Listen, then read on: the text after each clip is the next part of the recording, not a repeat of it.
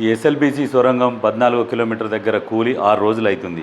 అక్కడ ఏమున్నదంటే రిస్క్, నిమిషానికి 5,000 లీటర్ల వాటర్ వస్తున్నది. ఆ వాటర్ వచ్చి మట్టిలో కలిసి బురదగా ఏర్పడి కొంచెం ఆటంకం కలుగుతుంది.